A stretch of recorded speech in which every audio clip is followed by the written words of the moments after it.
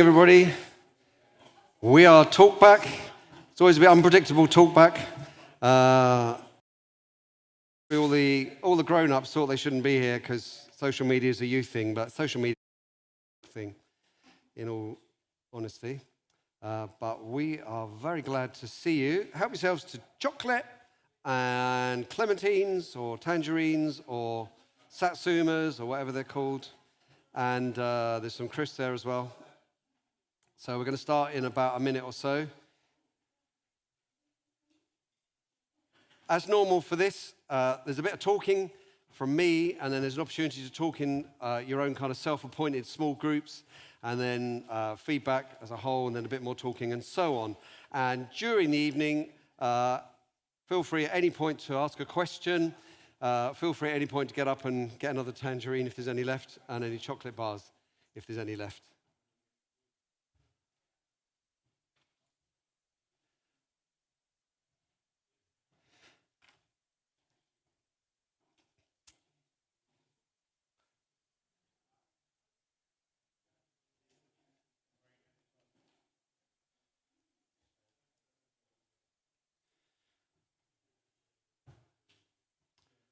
I'm going to read then the first 16 verses of Matthew 5.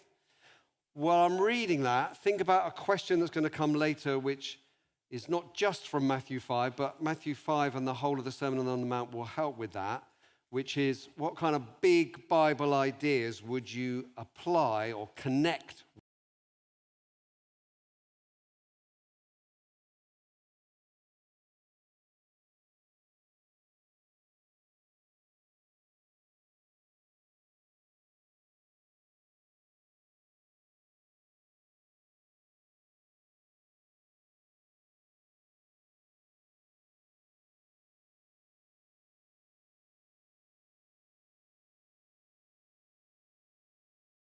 Came to him, and he began to teach them. He said, "Blessed are the poor in spirit, for theirs is the kingdom of heaven. Blessed are those who mourn, for they will be comforted. Blessed are the meek, for they will inherit the earth. Blessed are those who hunger and thirst for righteousness, for they will be filled. Blessed are the merciful, for they will be shown mercy. Blessed are the pure in heart, for they will see God. Blessed are the peacemakers, for they will be called children of God. Blessed are those who are persecuted because of righteousness, for theirs is the kingdom of heaven. Blessed are you when people insult you, persecute you, and falsely say all kinds of evil against you because of me. Rejoice and be glad, because great is your reward in heaven. For in the same way they persecuted the prophets that were before you. You are the salt of the earth.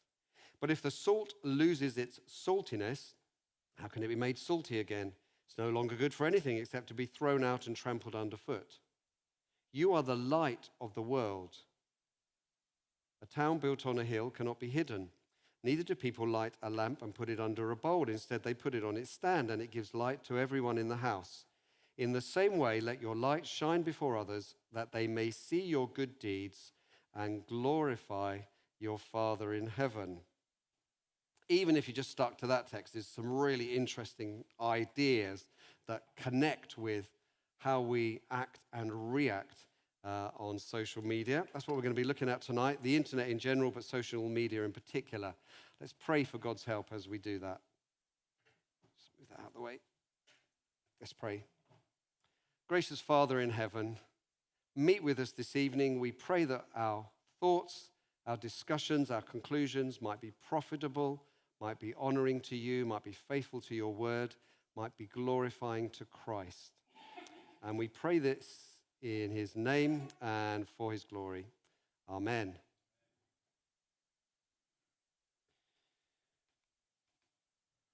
The internet means that we can be, in a sense, everywhere all the time. It's a powerful source of information. At times, of course, we know it can be unhelpful, it can be addictive. When we talk about the internet, we're more talking about the general ability to connect lots of computers together. The difference I'm going to make between the internet in general and social media is really to do with purpose. generally speaking, when we're browsing the internet, it's information searching. Now, of course, there's a load of issues with, is this helpful? And are we searching for good information? Are we looking at pornography? Are we looking at news? Are we just wasting our time? But that's generally what we mean when we talk about the internet. We're talking about this massive information source. There's about 5.56 billion internet users worldwide, which is a lot of people. It's, nearly 70% of the world's total population. So 70% of the world has access to the internet. It's absolutely mind-blowing, that, isn't it? 70% of the world has access to the internet. 67% has access to the internet. In the UK, and indeed in the USA slightly ahead of us, over 90% of the population has access to the internet. And you know that smartphones, tablets have transformed the way we access. So although access has been around for a long time, it's been accelerated by smartphones and tablets.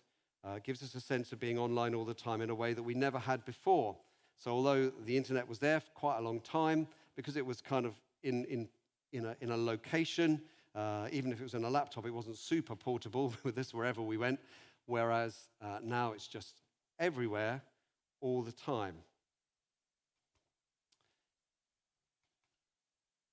Social media is also a lot of the places, a lot of the time. Does anyone want to attempt a quick shout out for a definition of social media, as opposed to using the internet generally, which is kind of accessing it for information or one-to-one communication? Anyone want to throw out a quick definition of social media?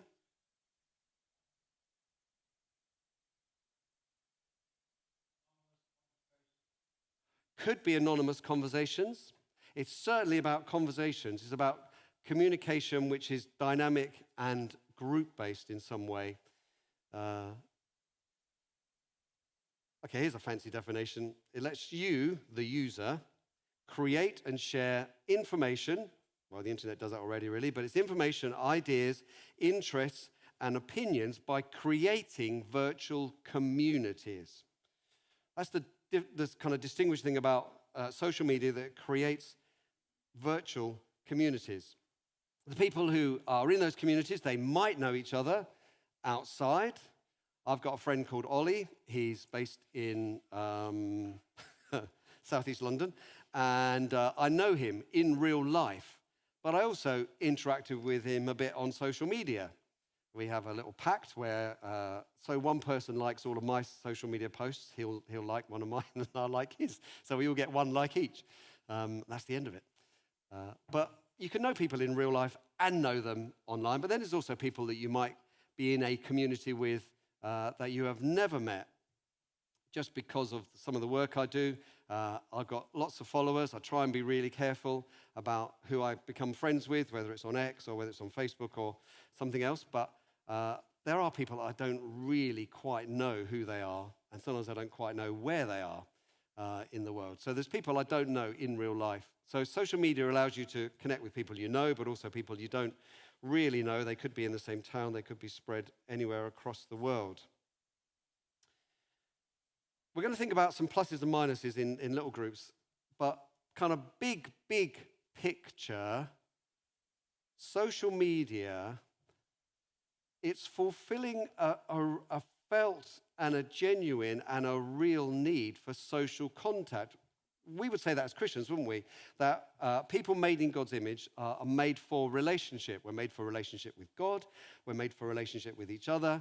Anything that offers us relationship is in principle not a bad thing, is it? Anything that offers us relationship is in principle not a bad thing. But we know that relationships are distorted by our sinful hearts and bent out of shape. And we know that those relationships may not always be helpful, good. We know that because of our insecurity since the fall, since Adam and Eve felt naked after they had eaten the fruit, there's that sense of shame all the time. So we're looking in friendships for affirmation, sometimes the affirmation that only God can give us, we're looking for in friendships. And what social media allows to happen is that affirmation to happen very cheaply and very quickly.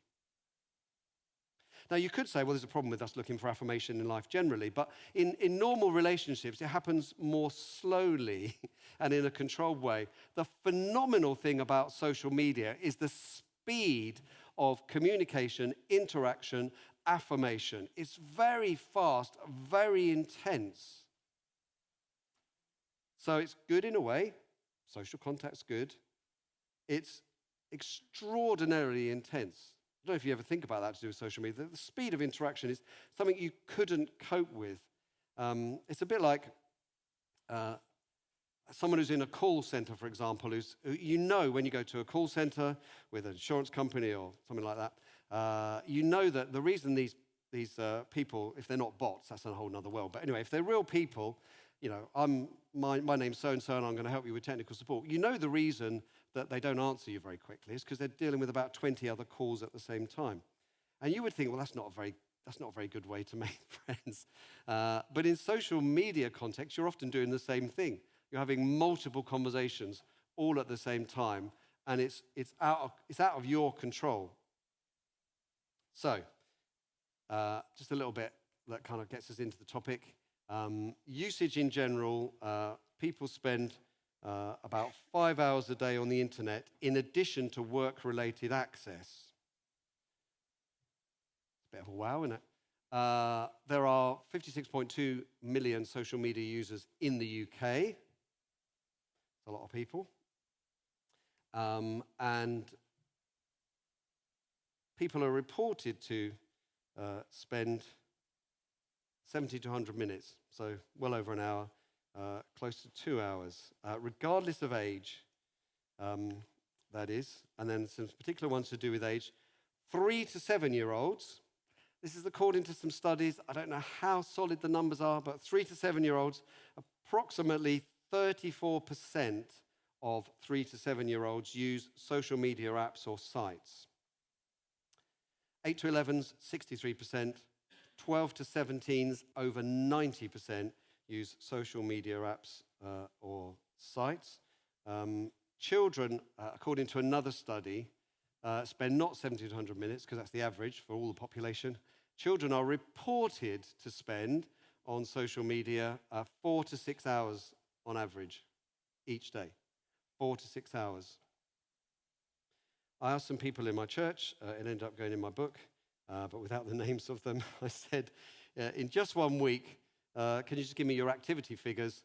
And the figures were Snapchat 23 hours, 52 minutes, TikTok 21 hours and 3 minutes, which makes a total of about 45 hours in 1 week. So a whole working week. And this is quite typical. I was listening to an interview just a couple of days ago about someone who said, yeah, roughly speaking, young people, the slightly older end of young people, are roughly doing a working week on social media per week. So in addition to whatever else they're doing, studying else, roughly a working week. Now, the purpose of tonight is not to say, oh, that's really terrible, I'm glad we're not doing it, because for number one, that's not going to be much use. Number two, you're probably lying to yourself because you might well be doing it, for all you know, if you check. But it's more just to reflect on, is that good? Why, if it's not good, is it not good? How could it be good? Could it ever be good? And all those kind of things. I won't ask you to actually answer this question, but since I've been talking, has anyone checked their phone? Yeah. Someone's just grasped their mother up, but I won't point out whose mother it was who checked their phone.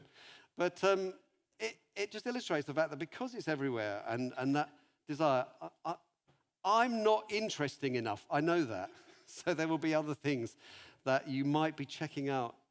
And I suppose it's just worth reflecting, is that okay? Quick bit more stats and then we can have some chat. This is world figures. Facebook, number one, even now, across the world.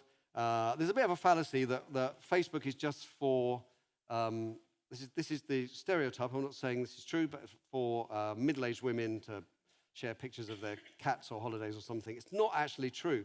Facebook has got a phenomenal following of all kinds of age groups. First platform pretty much to the market, not quite true, but pretty much the first. The largest age group on Facebook is actually 25 to 34s. I don't know if you call that quite middle-aged, but yeah, that's the largest group on Facebook, 25-year-olds to 34-year-olds. But the hours they spend on Facebook is declining. So although a lot of that age group are on there, they're not spending quite so much on there. YouTube is classified as social media, although you might kind of classify it as an entertainment platform. The reason it's classified as social media is because it's not just broadcast. There's the opportunity to interact, and it's the fact that it's driven by algorithms that are then taking you to the next and the next videos and allowing you to comment and interact with other people.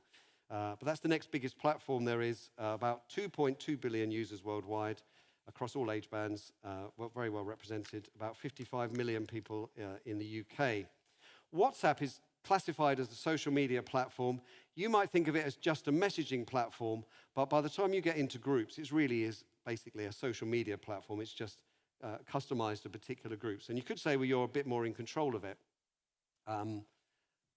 which may or may not be true. But I started using WhatsApp quite a long time ago, and I think it's really good. A friend from Brazil pointed it out to me, so I was an early adopter. And I never really thought about it as social media until I was doing some research on it, but it is. Instagram's next down, mainly photo and short video sharing platform. It does have the opportunity to share links and stuff, but not quite so. About 2 billion users. The vast majority, over 70%, are under 35. So if you're over 35 and not on Instagram, that's not unusual. If you are over 35 and you're on Instagram, like me, then you are youthful in your outlook, maybe, or just been trapped by it in some way. Instagram is slightly different in that the content is generally only visible to your circle of friends, so it's a little bit more controllable. Snapchat, which got lots of bad press, is... I should have said TikTok next. But anyway, TikTok. Platform designed for people to share short videos. 25 million users in the UK. I've got Snapchat there, which is the yellowy one. And then we've got Pinterest. Still got 444 million active users, mostly under 35, predominantly female. That's Pinterest. People use it to find recipes and style things. House decorating things, or, I don't know, knitting patterns, that sort of thing. But it's 15 million people in the UK are signed up to Pinterest, and it's a social media platform because you can interact. Anyone know what the next one is, the middle one? Reddit. It is Reddit. It's a forum-style news website. It's completely uncontrolled. There's loads of swearing on it. It's quite an unusual site, but it's actually quite good for mining information sometimes, because you find stuff in forums that you don't find anywhere else that might help you solve a technical problem or something like that. Content is sort of uprated to do with voting. Then you've got LinkedIn, quite a lot of people on there, 44 million in the UK, which is a kind of professional version of Facebook, but very similar in style. You post things and you talk about yourself, but you tend to talk about your sort of business there. And then, maybe famously or infamously, what was Twitter, what is now X, 22 million people in the UK. Yeah, what can I say? So those are some of the platforms. So here's a question for you to think about. Oh, I've got the version that builds. Good. What things taught in the Bible, maybe in the Sermon on the Mount, might apply to our use of social media? What commands, what priorities, what principles? If you want some help, I've read Matthew 5 for you, and you might think of some that connect to that. But just spend a few minutes thinking, okay, social media is there. We've understood what it is. We've defined it. We've kind of at a high level thought about, here's some good, here's some not so good. But what biblical principles would you apply to the way you interact on social media? And if you're a rare person who doesn't, then just speculate on how you might interact on social media. Have a go at that now. Create some little groups. Talk to your neighbor.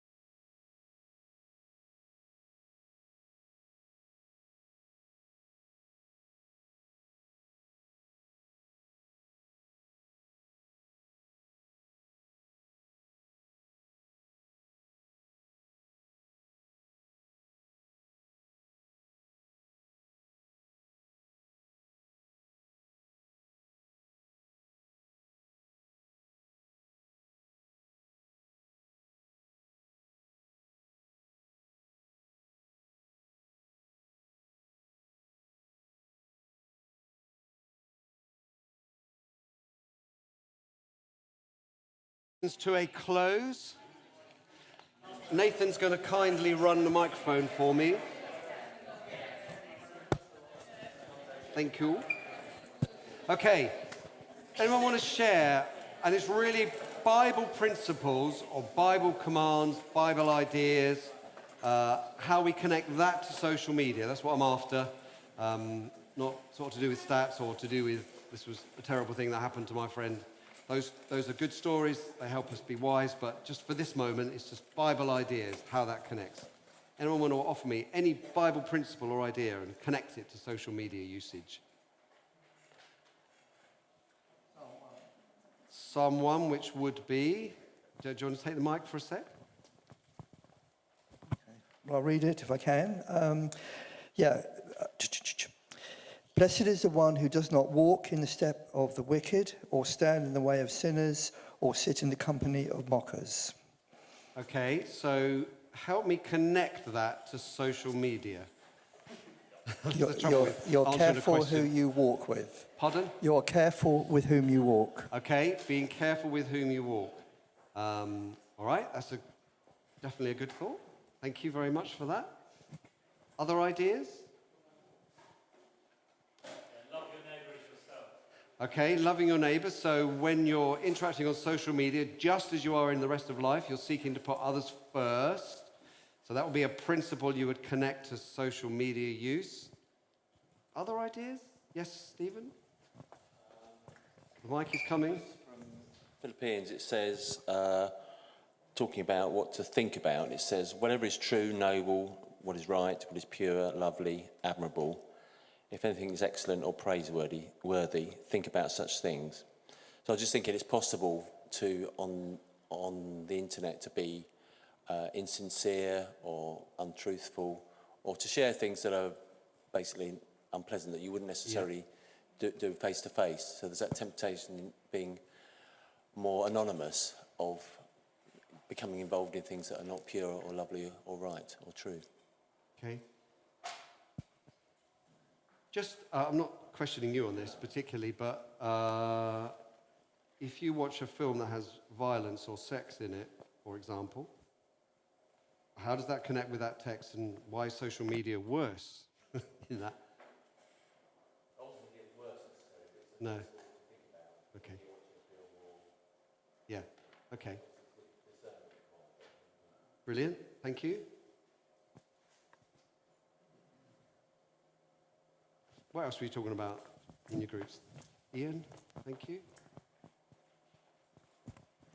Just from Romans, do not think of yourself more highly than you ought, but rather think of yourself with sober judgment in accordance with the faith God has distributed to each. I think there's a real danger that it allows us to see ourselves as armchair generals, commenting on everything as if we have all the information and are completely knowledgeable about all things. Yes. Yeah. One more, perhaps? There's lots more if there's lots to say, but... Yeah, Tom? People have done this to me for years, Nathan. So not allowing social media to become an idol. Okay, so principles of idolatry, so not allow it to be something that's our God, that rules our life, that we worship. Absolutely. Do you know what's interesting about all the things that you've said? What's interesting about all the things that you've said? They are negative. That wasn't what I was thinking of, but that's interesting as well.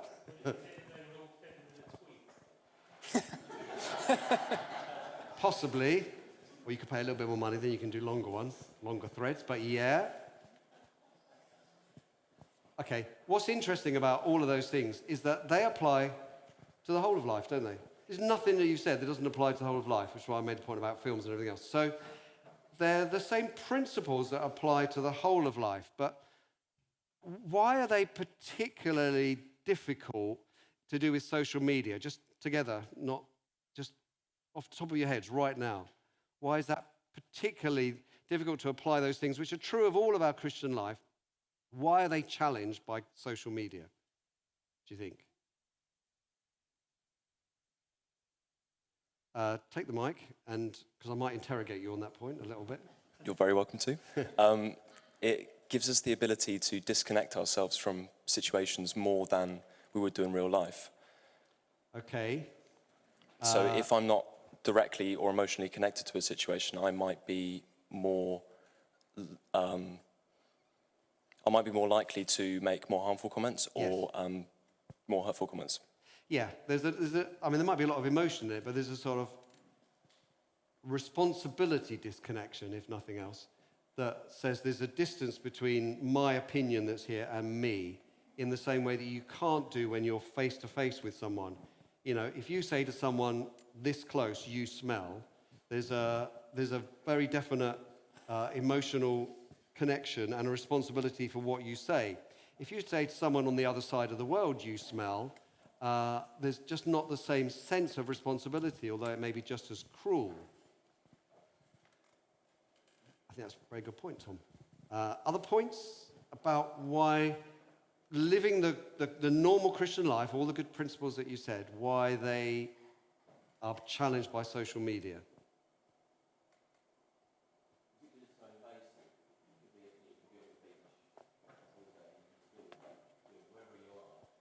Get that mic around there really quick. Does not start talking until I get to it. Do you really want to say that all again? Yes, I do. Is it because it's so invasive, wherever you are, whether you're on the beach Yeah. or at work or, you know, wherever you are, it's always available, and so the temptation is to become engrossed in it. I think it is, yeah. It was kind of what I was musing on at the very beginning, which is the intensity and the speed, which means all the things that you would be tempted to do that are sinful are all kind of compressed in a way. Yeah. It's like an overwhelming amount of information for one human to deal with, and it's the Tower of Babel thing that when you get a lot of people together, it's a race to the bottom morally, always is. Yeah. And so you basically have a combination of a supernatural power required, which is to deal with all this information quickly, process it and be wise and disciplined.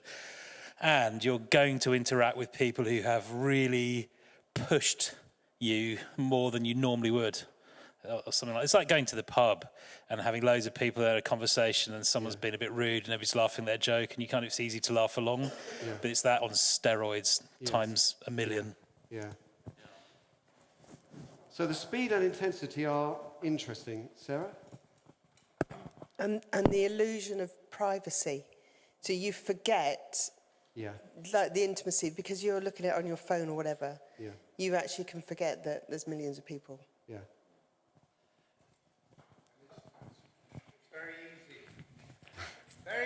So the reason it helps is because some people do watch online very faithfully, so it really helps them to have the mic. That's why I'm diligent with the mic. It's so easy to comment. You Yeah. just click and type some words and then click off and just go. So I agree with what Matt said. It's totally overwhelming. Yeah, and I think you make the point, sort of, that there's no cost in the same way that there is the same social cost. Both the jeopardy if you make a comment that's tricky when you're face-to-face with someone, but also if someone says, if I post that my mum's died on Facebook or something, people can, with very little cost, say, oh, that's really sad for you. It's not the same. I'm not saying it's bad, but there's not the same emotional cost. They're not having to worry in the same way that someone who writes a card, or more particularly someone who has to actually come to my house and say, I'm so sorry your mum died, you know, I'd like to sit and pray with you. And so there's not the same cost. Did you want to say something, Ian? No? Okay, good. To Sarah's point, any Bible ideas that are positive about social media? Yes. Go on then, Steve, give us some. I haven't got the microphone yet. You have. I was saying to Ian that often you get something sent to you which is a sermon or something like that. Stephen was always sending me stuff, and I listen to it. So my point would be that you could decide to click on it and listen to it or not, and forward it to people who you think might do it. So I think that's very useful. Yeah. The cats and furries, I'm forwarding to everybody all the time. So I've got this 15 people I'm going to be sending this one to. So if people are going to get overwhelmed, they're probably thinking, oh my God, another one from Steve. So I'm aware that I might overwhelm people as well because I'm so excited about this particular thing. Yes. Okay, it is possible to send good stuff on social media, is what Stephen's saying. Josh? There's definitely a lot of good stuff on social media, especially with faith. There's a lot of good people on TikTok or whatever, and there are genuinely some really helpful stuff. So it's not all bad. No. Are you saying something? Go for it. You were stretching and doing your hair just now, so I got confused. You can talk to anyone around the world about Jesus and God without having to go on an airplane. Yeah, you can talk to anyone around the world about Jesus and God.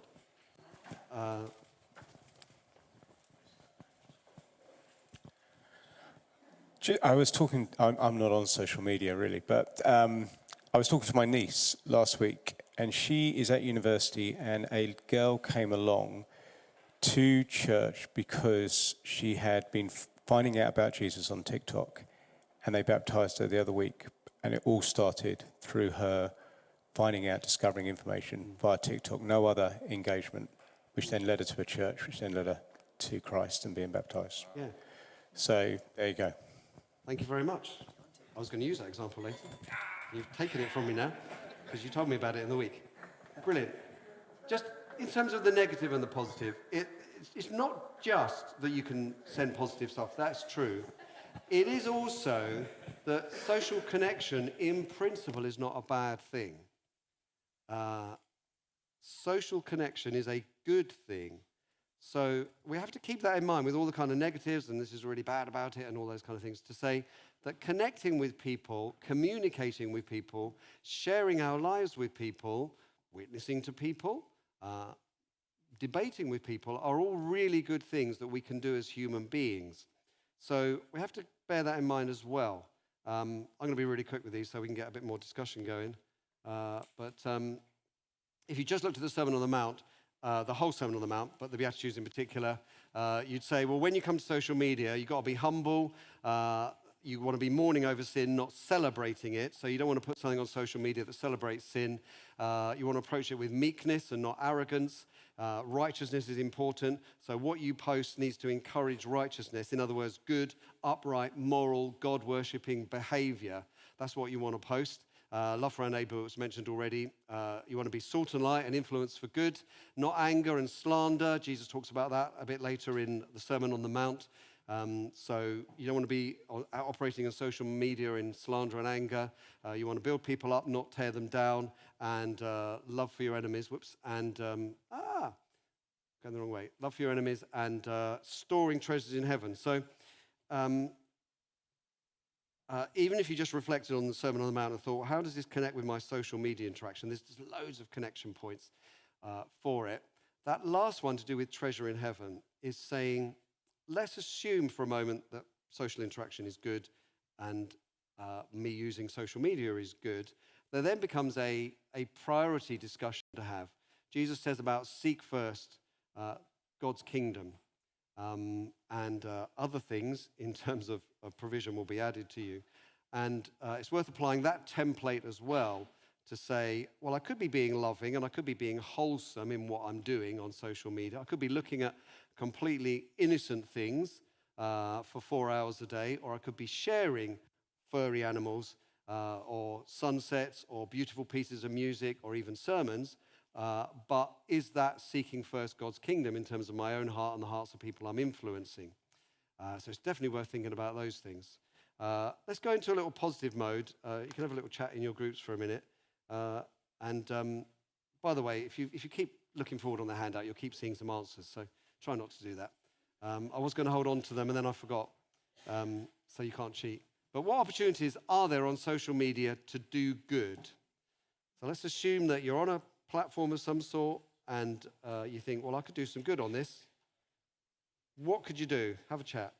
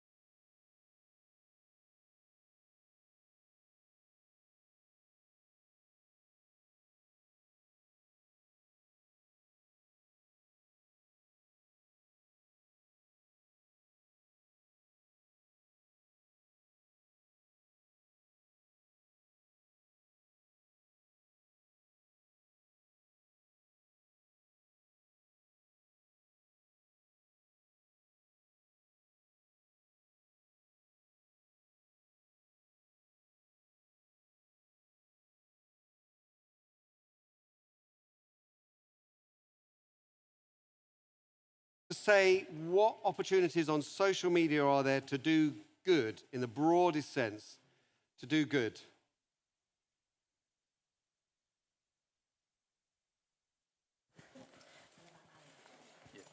We were talking about how it can be really positive again, and also with social media.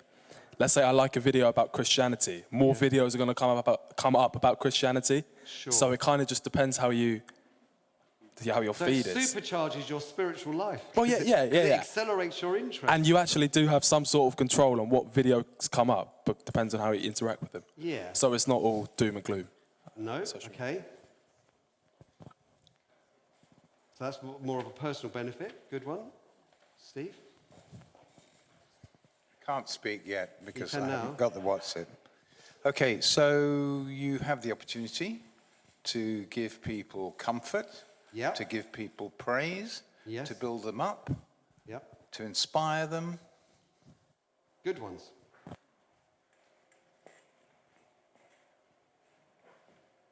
Others? No. Positives? It's broken.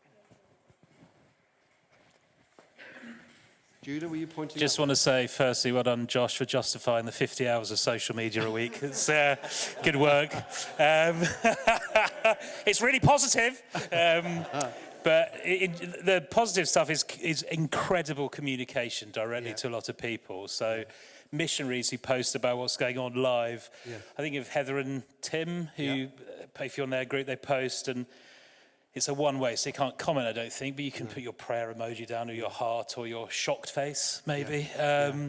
So communication is amazing, and charity fundraising, and getting people eyes on that can be bad, but it can be really good.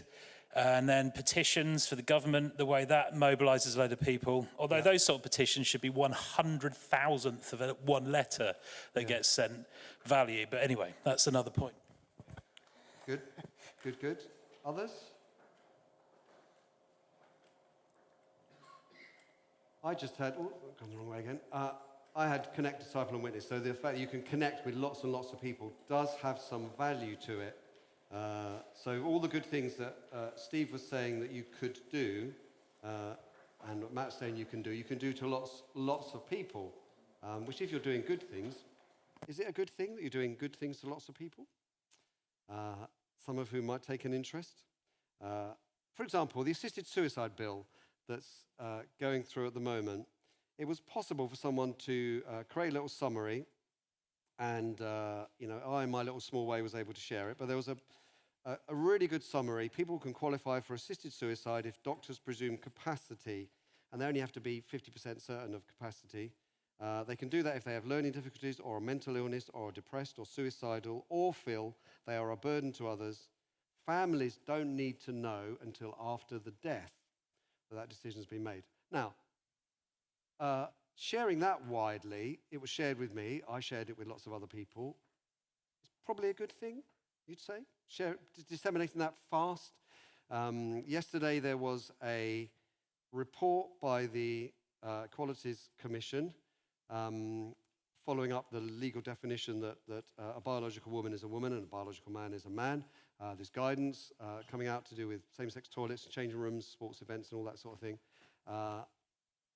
The fact that you can communicate that, it was like, it was Saturday night, or was it Friday night? Anyway, came out, someone I'm in this social media group with shared it, and I was able to share that with other people as well. So I think that's a good thing. And for Christians, that can be a good thing to be on the front foot for that. You can say positive things. Here's a really cheesy thing I wrote. Be prepared to cringe. I so love spring. Green shoots everywhere. Days getting longer. I was wondering whether to think of heaven being like a spring that never stops getting better. Not terminated by a summer that quickly fades, but a perfection of everything good about every season that never ends. Now, you can say better stuff than that because you're better than me at it. But you can say something affirming on social media that just gets people thinking a little bit. Wouldn't it be great if the eternal kingdom was like a spring that just got better and better and better, a bit like the C.S. Lewis idea of, Christmas and all that, turning into spring. So you can do that. What do you think about evangelism? Just any comments on evangelism? Mark said his particular example, but what are the benefits of doing evangelism on social media? You reach more people, that's one thing, but I think there are some others which are kind of good and bad, but there are some others. You can go to places where you might not be able to reach otherwise. Yep, you can go to places that you might be persecuted in if you went to in person. So that's absolutely, you reach further in that sense. So it extends the reach. What do you think about some of the, where are you pointing, Mark? Mary. Sorry, Mary. Mary, just... Yeah, it's a burden. You're really good with the mic now. You're giving your testimony. You're like an expert. You can catch up, like if you're not there at the time, you can catch up later. Yep, definitely. I think, just to save a bit of time, I think the bad thing about social media is the lack of social cost. When it comes to evangelism, though, for all of us lazios, actually, because the social cost is not so high, you should be witnessing a load more. Because, loads of people you're witnessing to on social media can't actually come around your house and throw a brick because they're a long way away. So that lack of inhibition can be a benefit in that you might be a little bit bolder than you are in person. I'm not saying that's necessarily all good and you need to think about how you are in person, but it can mean that there's a slight disconnect which is beneficial that you can discuss. Yes, Stephen. Mike's there.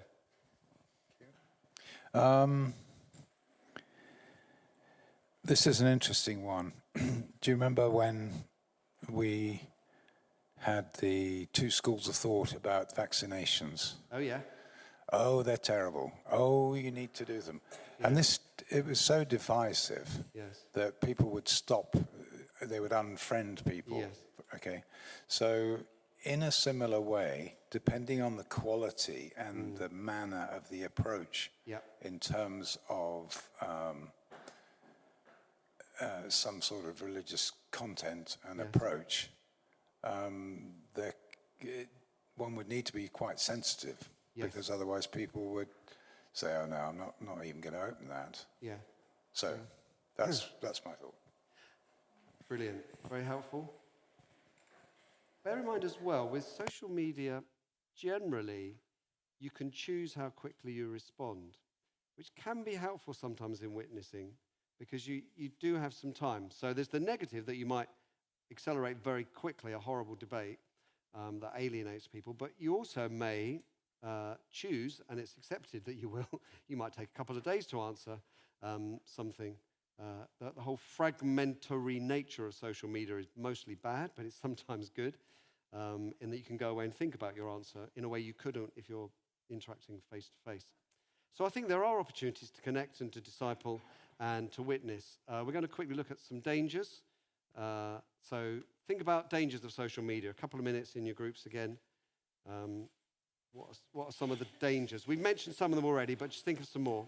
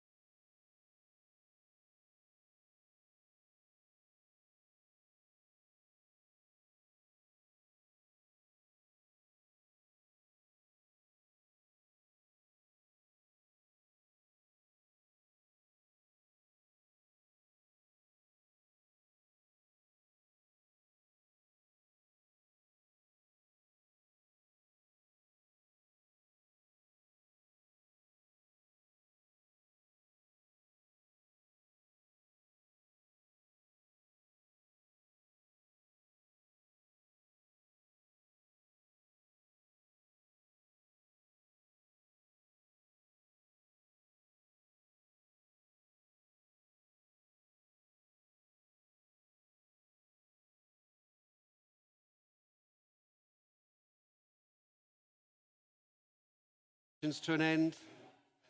That would be really good.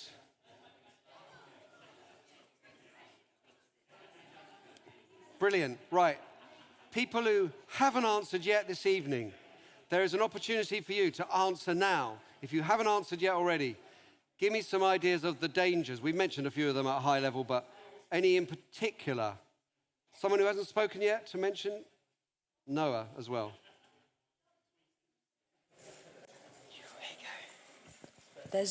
There's a lot of misinformation.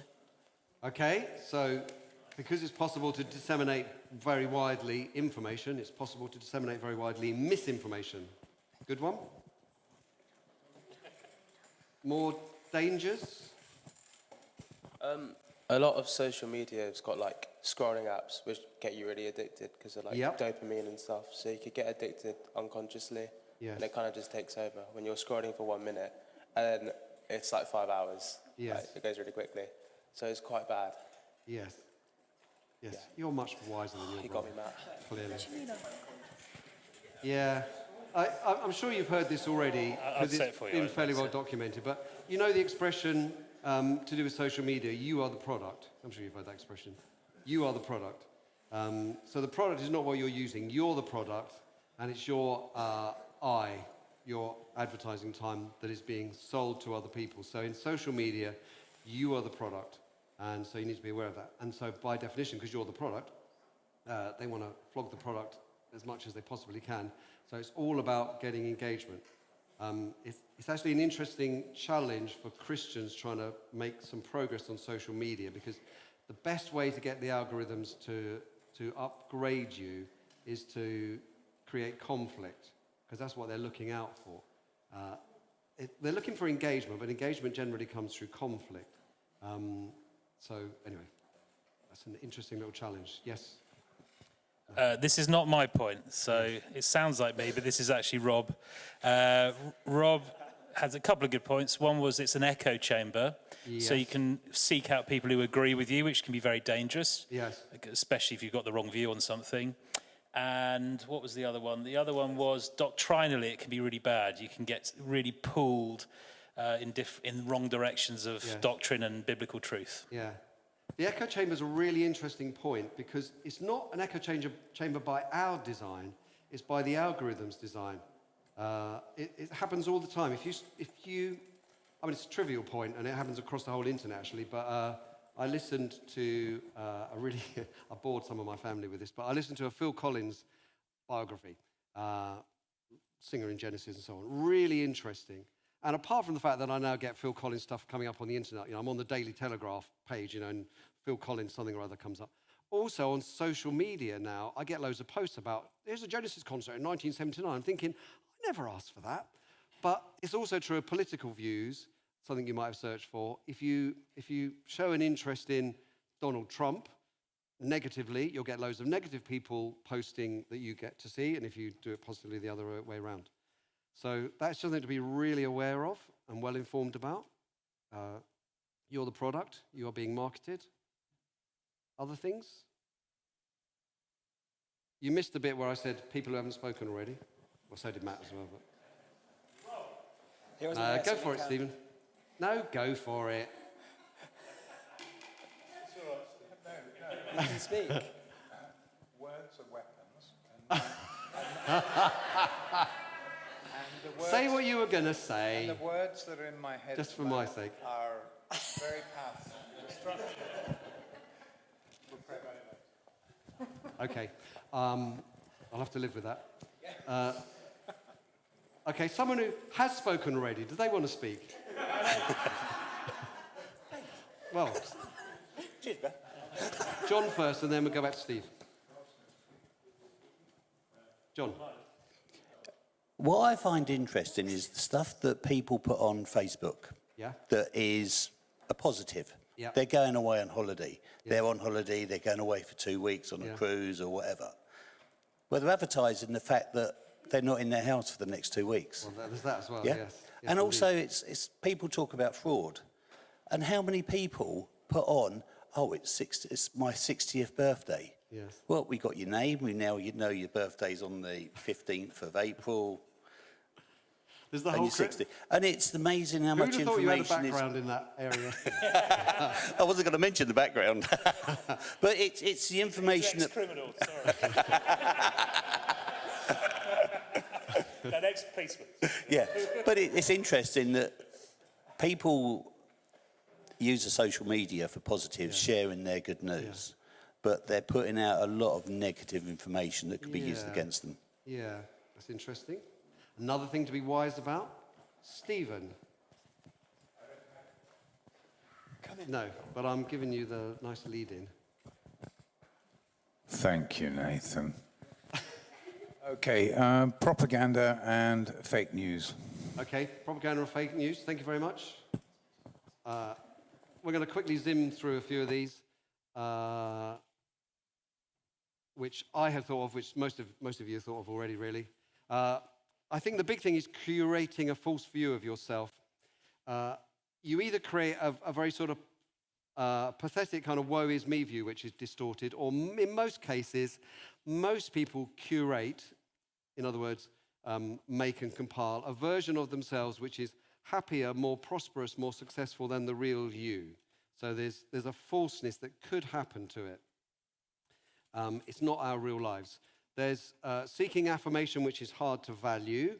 So seeking affirmation is fine. It's good to know that what we say is sensible, and for us to say something and someone else saying back to us, yeah, that makes sense. That's all right, isn't it? In human interactions, if I say something, I want Caroline to say that's a load of rubbish, don't like, or that made sense, like. That's good in general, but the affirmation on social media is very hard to value, and seeking it is an idolatrous thing. We mentioned addiction already, because you're the product and because the algorithms are created to get you on there for very long periods of time, because it's completely open-ended. There's the idea of narrow thinking. You've already talked about that already. Disseminating gossip is possible. If this is your main form of communication, then you lose the ability for normal interpersonal relationships, having a conversation with someone who's in front of you. So there's that danger as well. Misunderstandings can easily happen on social media because you don't get context. You don't get the opportunity to immediately qualify.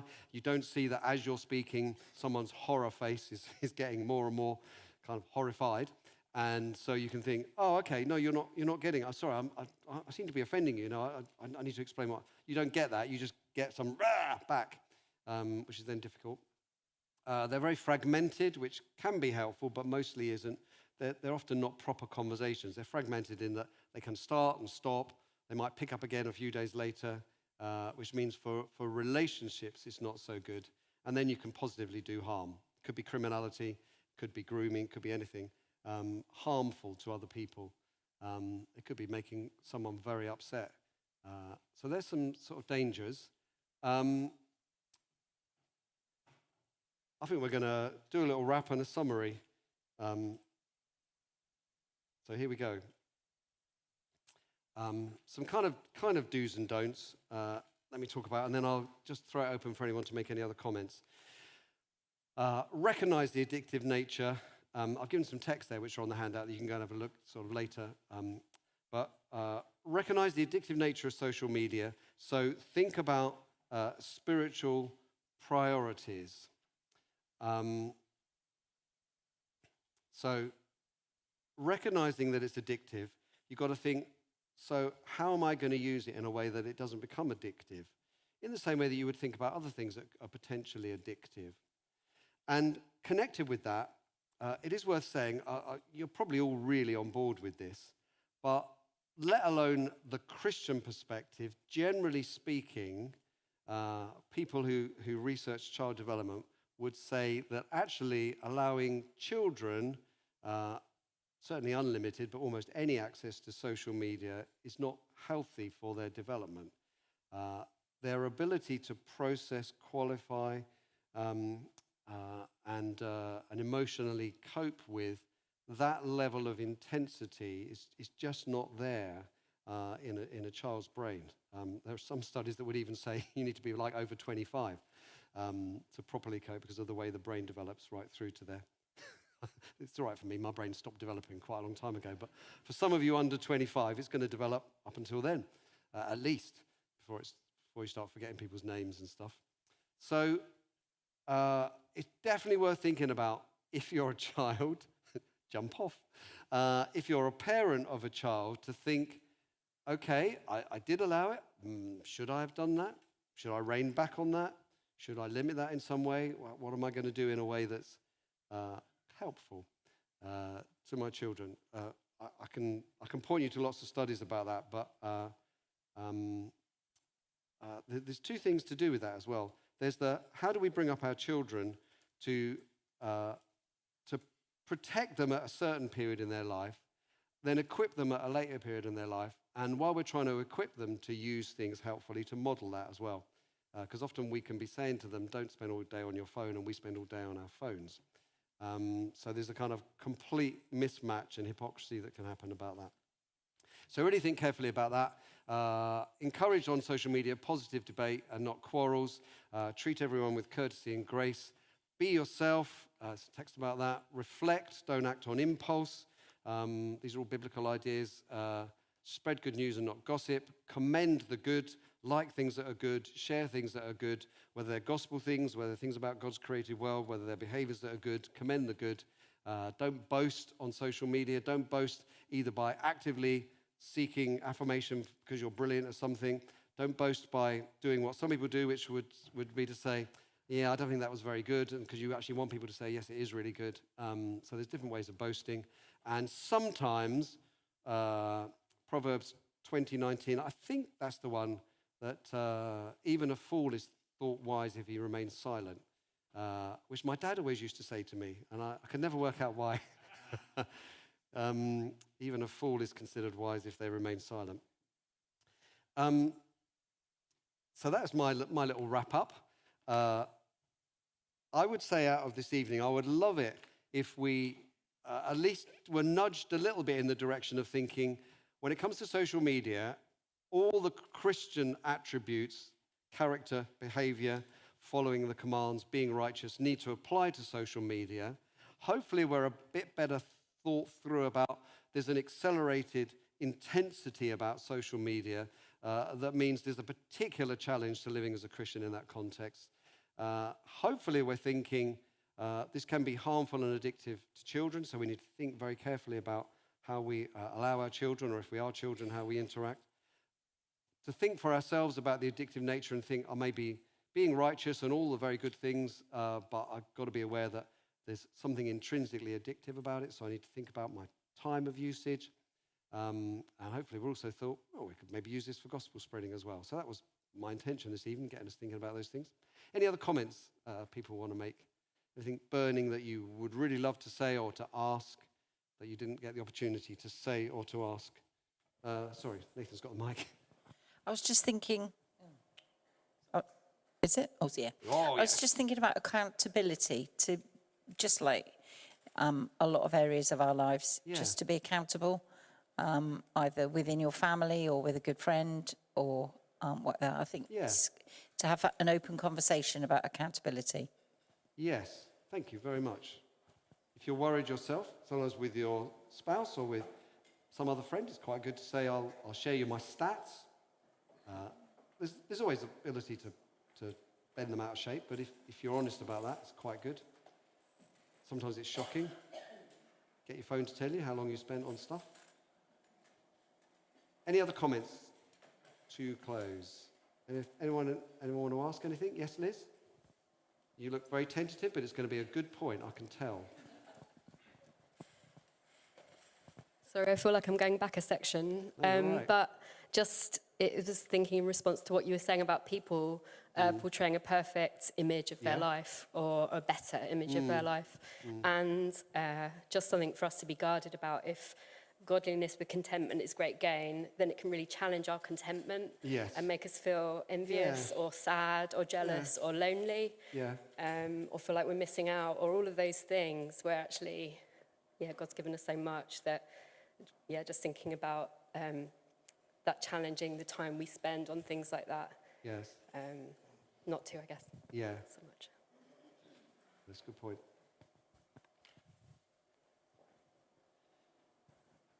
Let me pray. You want to go home? Lord, please give us wisdom in this area of our social interaction on the internet. May we act with grace and love and humility. May we have gospel priorities, so think about our time. May we be good parents and children in this area.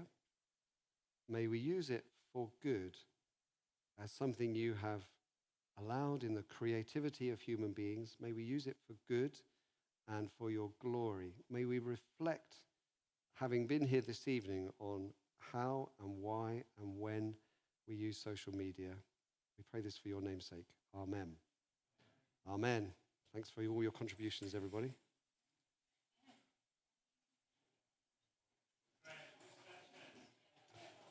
Yeah, stack the chairs if you can, please. That'd be really